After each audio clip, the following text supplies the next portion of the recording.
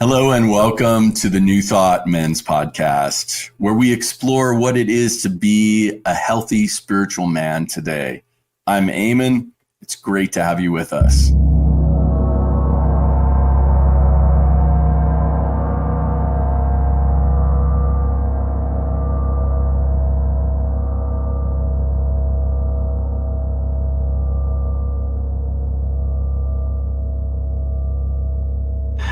Hi and welcome. This is Eamon.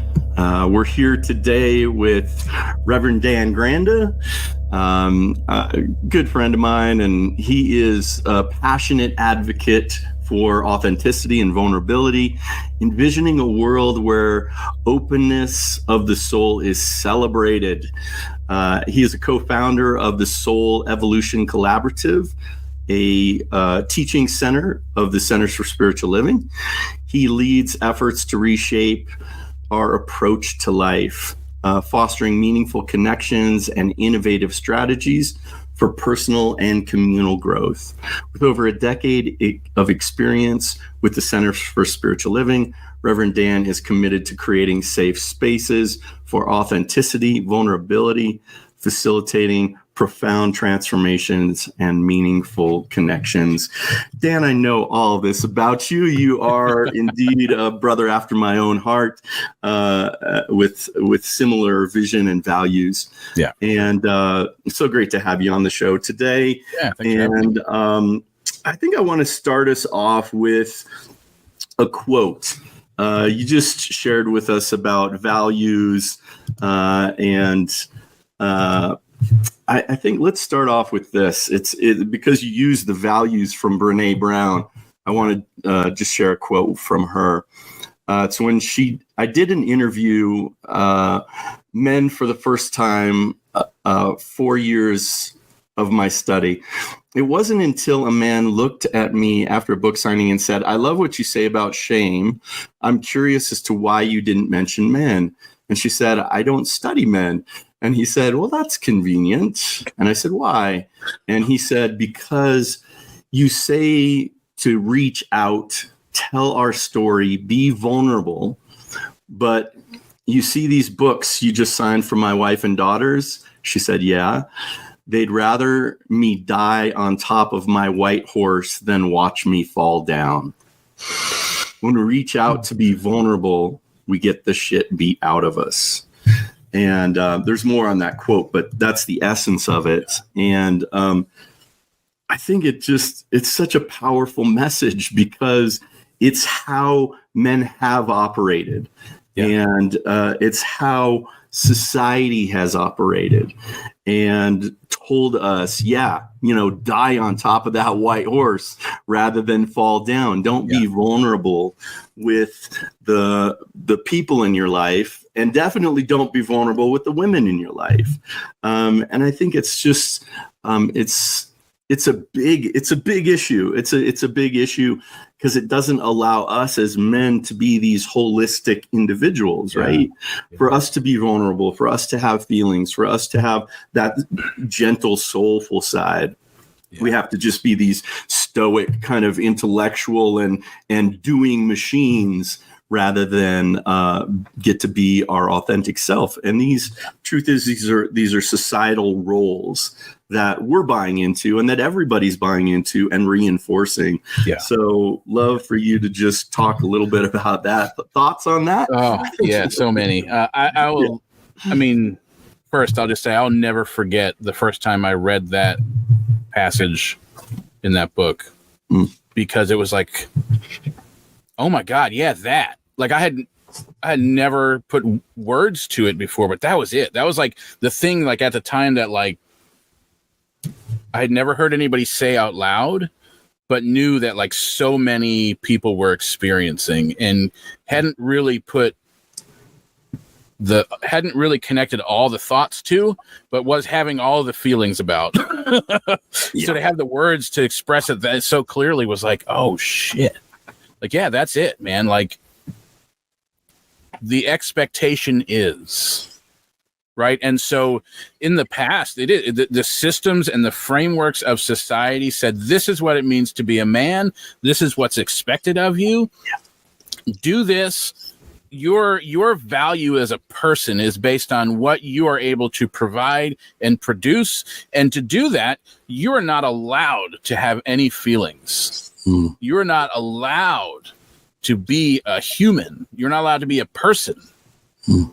And then society to flip it around and beat the shit out of us for it. I mean, right? Like that's really, I mean, I don't think anyone was intentionally doing this, but the system that everybody bought into for generations was you're not allowed. You're not allowed. And so there were very few spaces in generations before ours, I think, where men could share openly about much anything. And so the way that men related to each other was very particular. And so, and I think through men's work, I think there's been a lot of realizations about that, about like, hey, maybe that old way isn't really great for us. Maybe we should do it different. And so I think we have been, and it almost makes it more challenging in a way, because for my experience anyway has been, and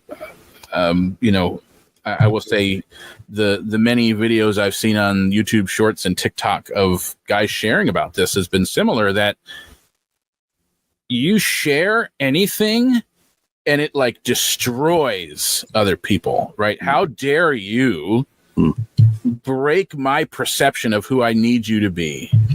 Yeah. So we're still being expected in a lot of ways because of the systems and frameworks. We're still being expected to be the traditional white knight on horse on, what is it? The knight on the white horse, right? Yeah. And so, yeah, just like the quote, it's like they would rather see me die on that white horse than be vulnerable. And yet at the same time, we're being told men need to be whatever, XYZ, softer, more open, more available, more whatever. Yeah. It's a paradox. It is. And I'll say that for myself, like my values don't align with that traditional version of what it means to be a man. And so I've consistently try and let go of that. Now it does come along with a lot of like ingrained thoughts and behaviors and patterns that do take a lot of repetition to weed out and put away and replace with new ideas and new values. So that, that's an ongoing process. And I will say I will, if I had my choice, if I could like flip a switch, I would never go back to that old way. And it is still quite the challenging journey to navigate showing up not as that traditional man, right? And share feelings and be vulnerable and be authentic. And yeah, it does feel like getting the shit beat out of you quite often. Even in like personal relationships, and I don't know that collectively there's really the room for that discussion yet, because I think it feels like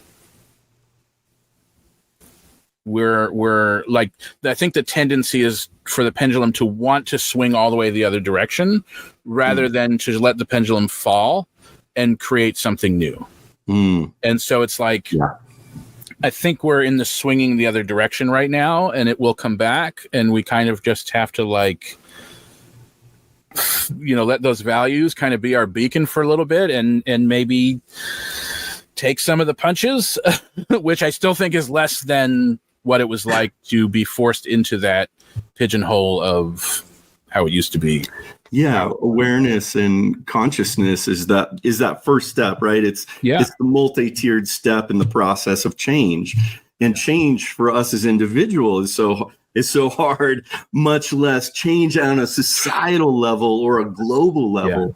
Yeah. And it was interesting because I saw it was a short clip, and it was younger guys, and it was a guy who was basically making fun of another young man who was just who was in tears, a TikTok video, and he was upset about just the state of the world, and and my heart was going out to him. And here's this other guy, how the videos are, like somebody commenting on someone else's comment these days. Just like shaming him for being open and vulnerable. And so there is it's still very prevalent in our society, and for us to be able to move outside of that, we have to realize that there are safe spaces and there are not safe spaces.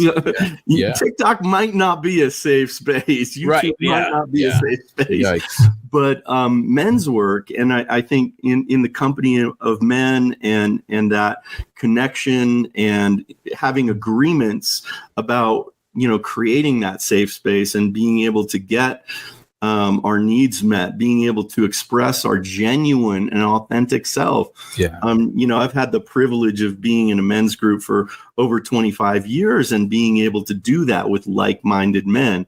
And that's what we do here.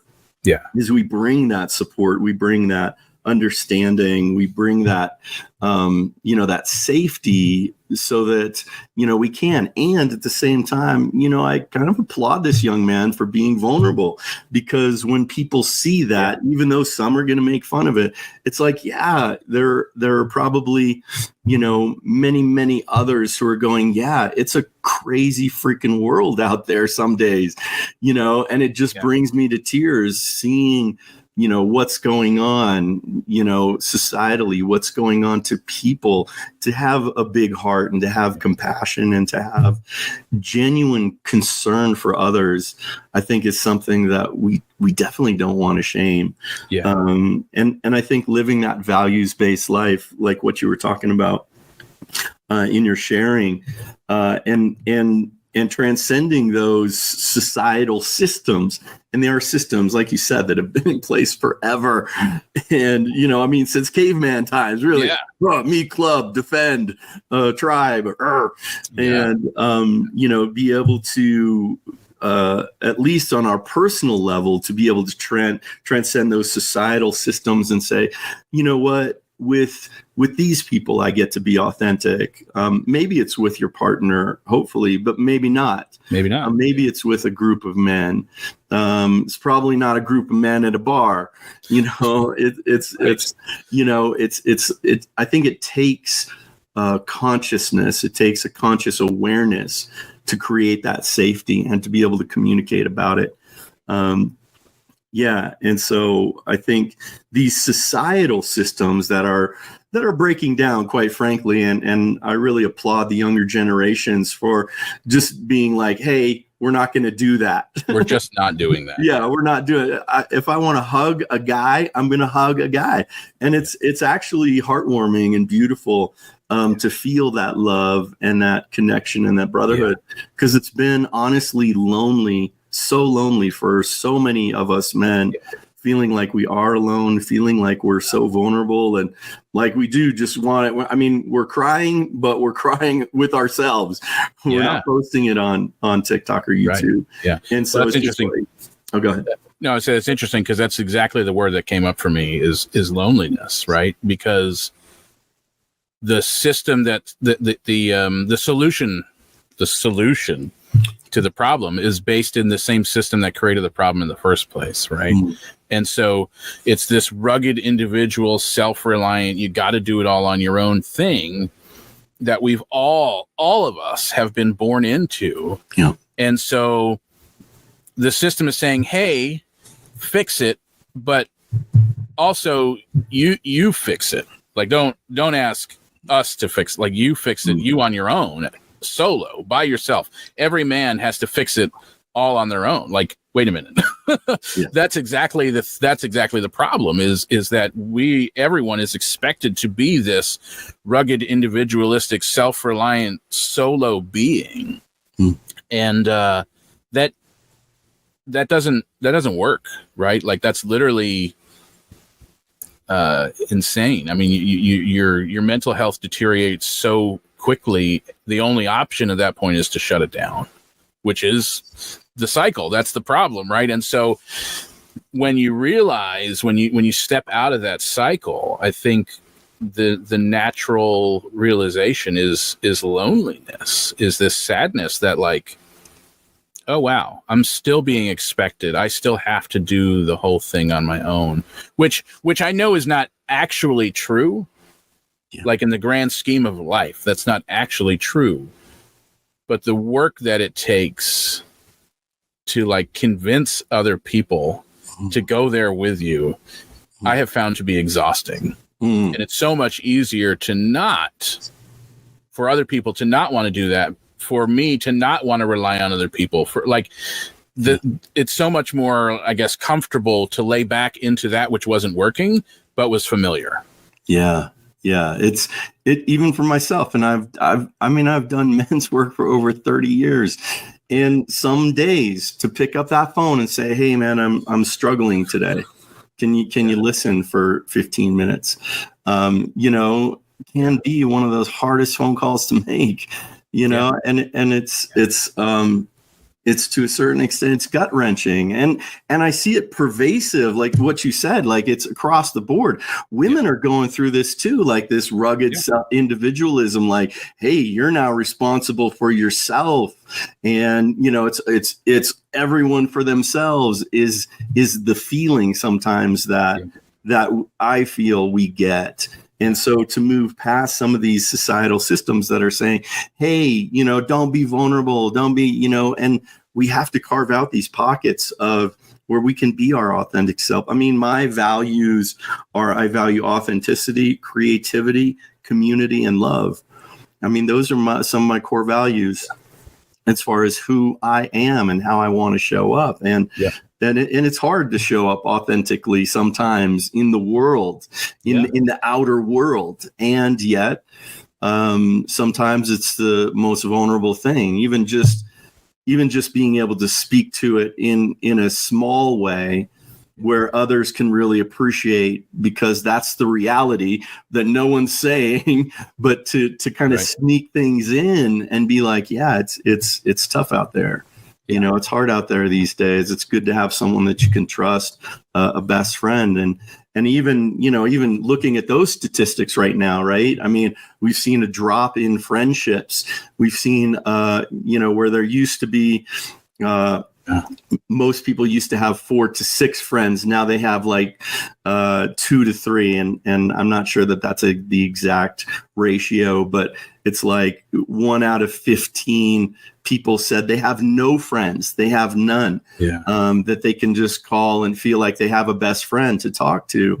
And, that is just a recipe for disaster, for, what we see as suicide in men, 4 to 1 men. And of course, we don't want to see any, but that's, if we had any kind of that ratio anywhere else, it'd be like, oh my God, let's fix that. And yet it's been a part of us. It's been a part of the culture.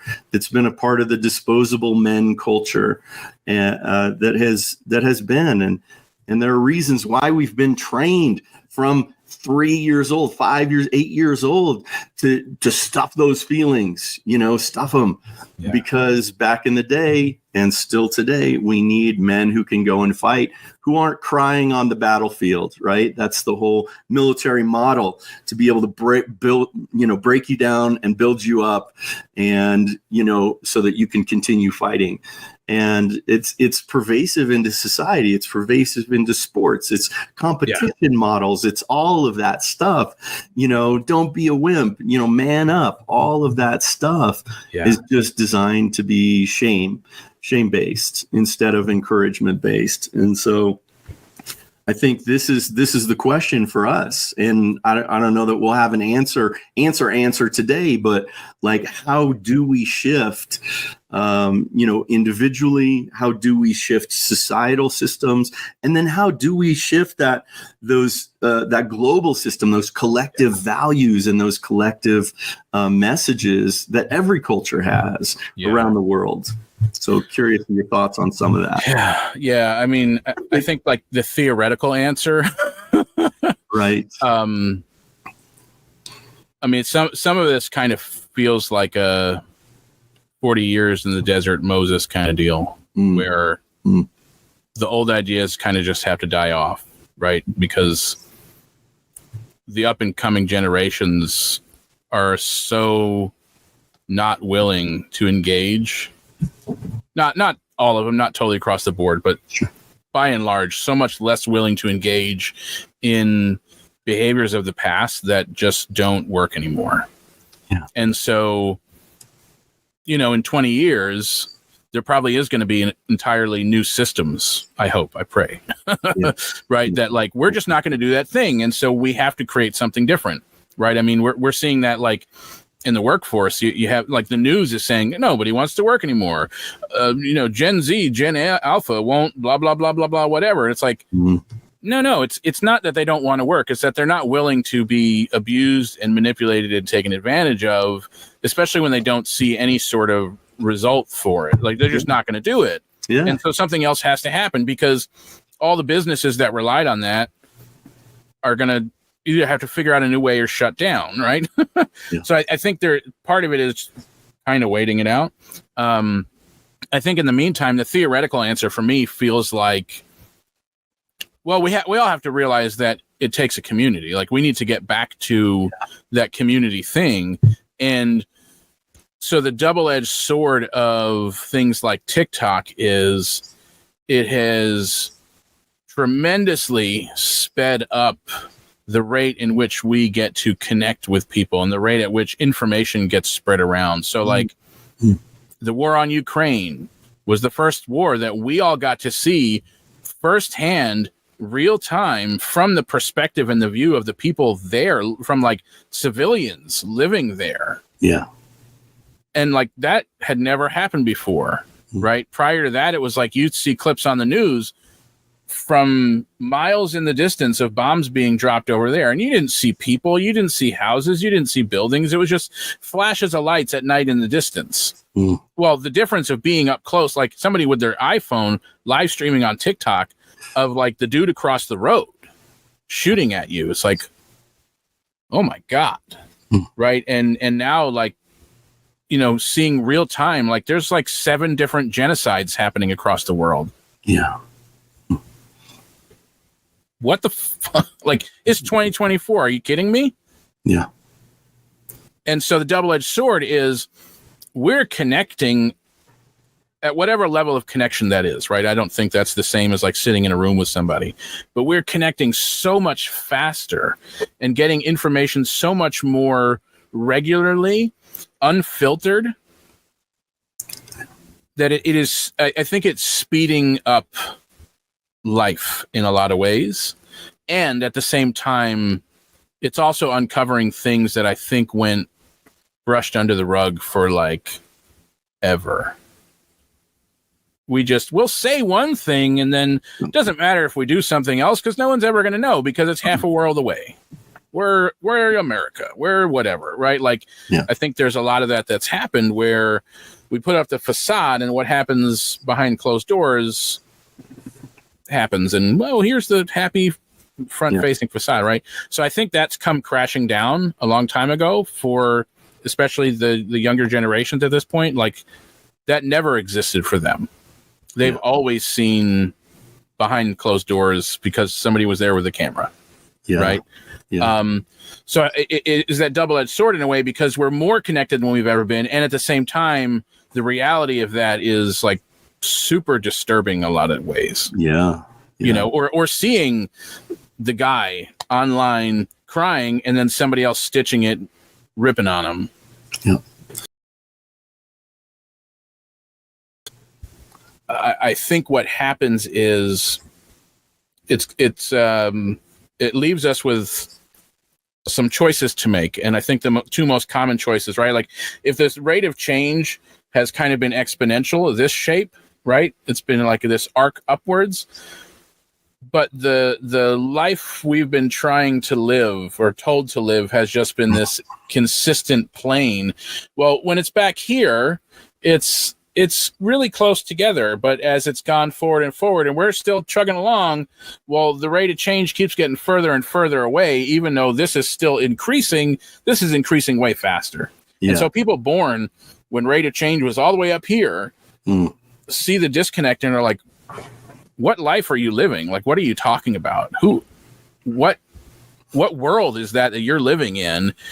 But this is the way it's always been. And we've been on this for decades and generations. So what are you talking about? Because this is, and so we have people who double down And then we have people who are like, no, you're insane. This is what's what.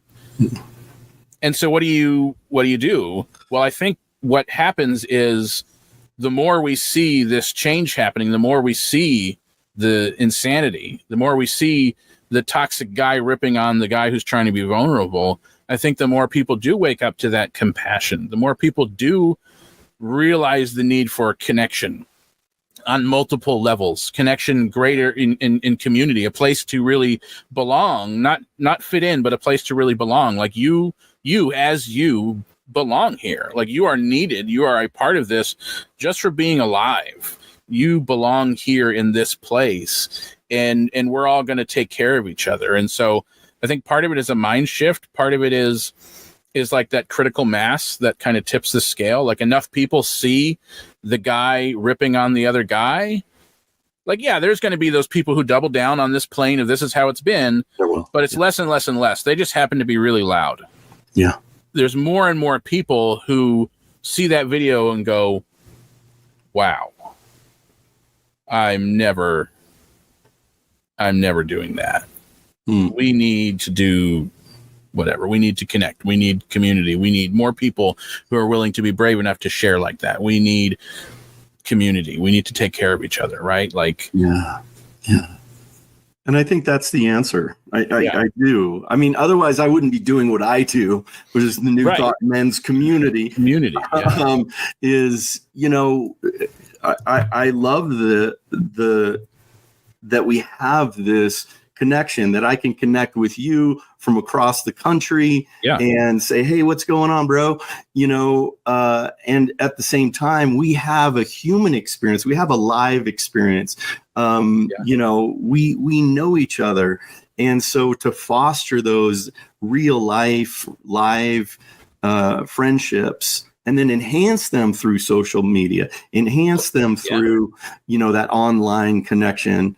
You know, I think to feel that sense of connection, to feel that sense of community, to feel that sense that people care. There are people who care about us. Is imperative these days, as we see, you know, as we were talking about, just the loneliness epidemic. It's what it's been called. I think for people, men seem to be more hard hit just because of those roles in societal systems that are still breaking down. But yeah, it's for all of us to have connection and community, for men to be able to connect and do that inner work that is required of us to have this different consciousness, this evolution in consciousness. It's necessary, it's vital, it's imperative. And for women as well, you know, to get together with other women and do that healing work, do that inner work, so that we can come together as, you know, human beings and have those healthier relationships, have that deeper sense of connection. Oh yeah, okay, everybody gets to be vulnerable. Everybody gets to have their emotions. Everybody gets to have their experience and their reality, and to have it be seen and blessed instead of shamed or, you know, shunned. What a beautiful day that will be when society is acting that way, not just like our community and other communities who do have, you know, this sense of safety, this sense of connection, this sense of, yes, you get to be, you know, your authentic self, which is huge. Huge. You know, and I think too, like the evolution of men's work, of women's work, I think is one of supporting each other, right? Like, to me, it's felt like an escape in a way in the past, right? Like trying to escape, like what's not working here in this relationship. Oh, I have this group of guys I can go, they get it, you know, which I think can be really important. Yeah. And it has been, I think will continue to be. And I think it is also a place in the future where it's like, all right, how do we take what we do here in a way that empowers all of us to go be supportive of each other? Because I think the old system is one of versus. Yeah. this binary versus this side of the binary versus this side of the binary, and the way forward is a spectrum where everyone is supporting everybody in their journey through. We're all coming out of this thing that didn't work for anybody. Yeah, right. Or it works for a very small fraction of people. Arguably, I mean, and that's the thing, right? It's like based on what the system defined as working. Yeah, I guess. Yeah. Financial success, or right. Alpha really? Dog, or what, whatever it was. Yeah. But the damage being done by that version of success to those people and everyone else is like, it's just asinine, man. It really is. I don't know. I don't know why it's like, why is it taking us so long? And maybe it's something people have seen the whole time and just, I don't know, collectively we weren't at a place yet. I don't know, but like, yeah. I'm sure there were some. Yeah. I think it's community plus, like it's community, and it's recognizing that it's not a versus. It's not us versus them or them versus us, or like, because the us and them doesn't even exist, right? Because as soon as we try and define who they are and who we are, the boundaries start to get real murky and unclear, and there is no us and them to even be versus, right? Like it's got to be the whole spectrum of everybody supporting everybody. Yeah, it's got to be recognizing that it's 99.9% the same. We're all that level, and that 0.01% is like how I think, or the color of my skin, or my gender, or how can I differentiate myself from you, when we're all these unique individual experiences and expressions with this amazing life experience, and these amazing, incredible perspective and wisdom that we've gleaned through our through the life experience that we've had. And I think it does bring us back to values, like what are our personal values, like what do we choose to value, like community and connection, what are we really choosing as individuals, but then even to take it to that next level of what do we really value as a society. Is it really money? Is money? Is that the really bottom line? Yeah. like is capitalism? That's the bottom line. Like the profit, no matter what. And for me, that just doesn't fly. That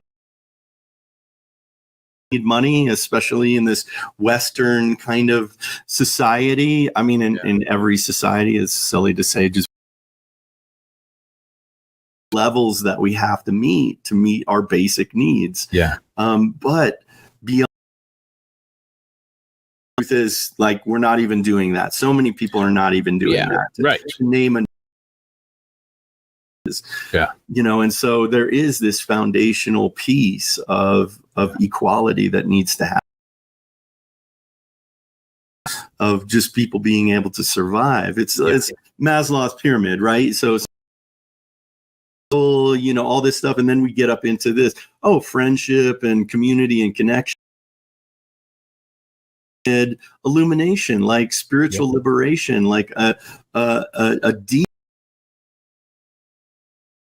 new thought is, what is the mystical nature of life, what is all of this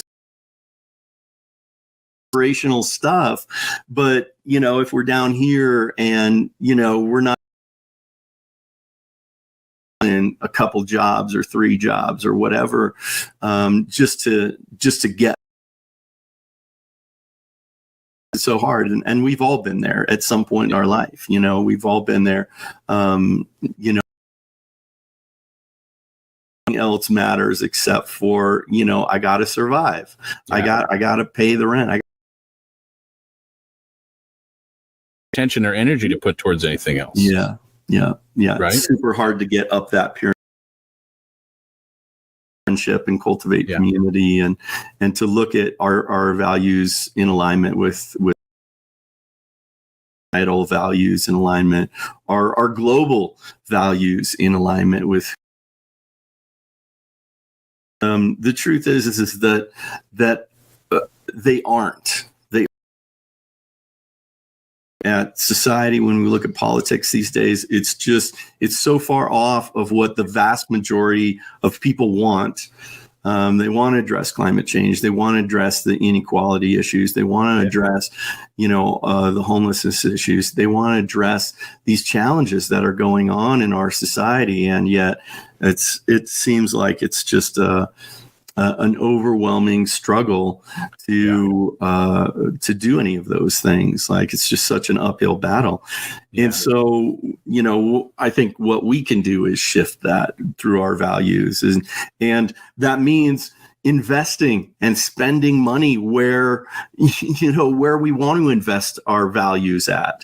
Yeah. It means maybe going by the McDonald's and, going to another place that has organic food or has healthier food or has, values people over profits, and to make those values-based changes in our lives, to say, I'm not going to shop here because I don't value what they value.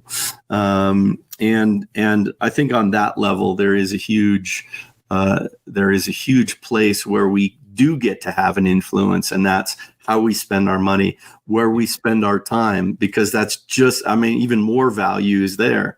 Like, if we're spending a lot of time on YouTube, and we're all guilty of it. Like, I'm not saying I'm above any of this stuff because I have been like, where did that 2 hours go? I just watched 18 videos and like, if that's the day, fine. Like, okay, cool. Yeah. Right. Yeah. Having compassion. Maybe not every day, but right.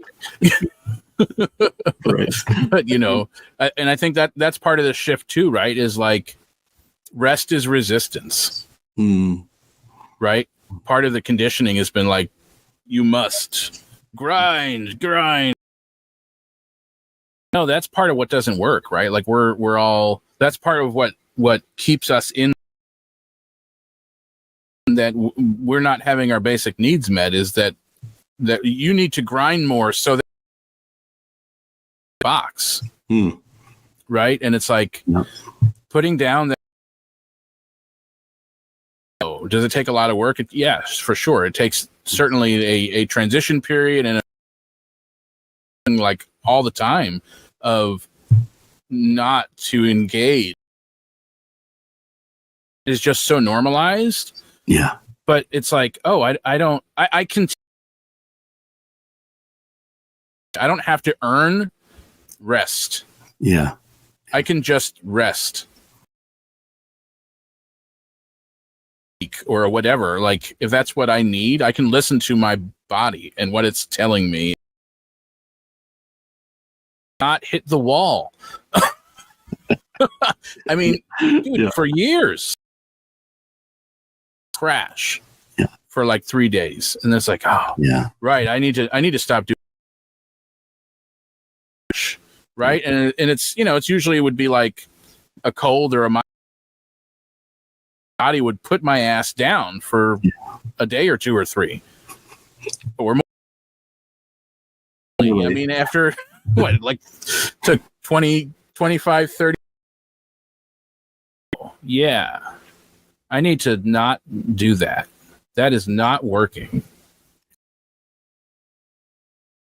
I am not the one to get up at 5 a.m. and go. 5 a.m. or 6 or even 7:30 in the morning, I'm done by 10 a.m. I have nothing left to push through, right? But if I wait a little bit, having a schedule where I don't have to start at 7:30 or 8 or 9, right? Morning, start at 10, and I can go for or want to. How about that? Or whatever amount of time I want to in that day, not hit the grind because that's what I'm supposed to do, right? So, it's an intentional schedule. There's a lot that I think probably needs to get done that day, and I'll do a lot. And there's other days where maybe intentionally setting the schedule is a very different hitting the grind. Yeah. And just grinding it out over and over and over and over again. I know. Self-care for men. What a concept. That will have to be another episode.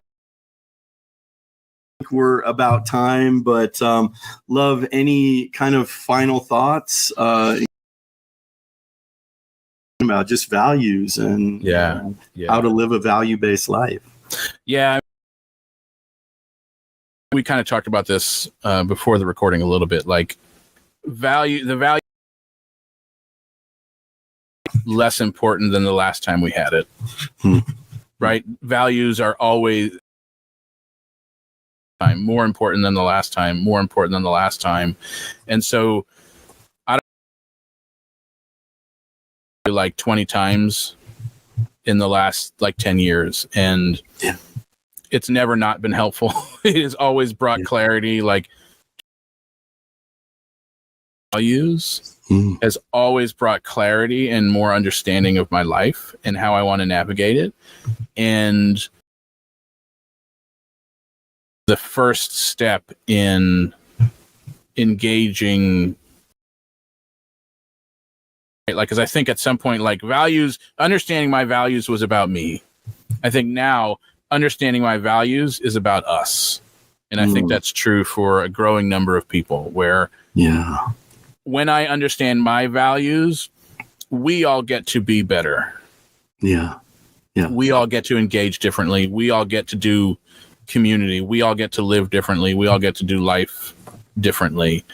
And I think that's really what we're saying this conversation is. It's time for community, not just coming together in closed places, but community to start happening out in the world.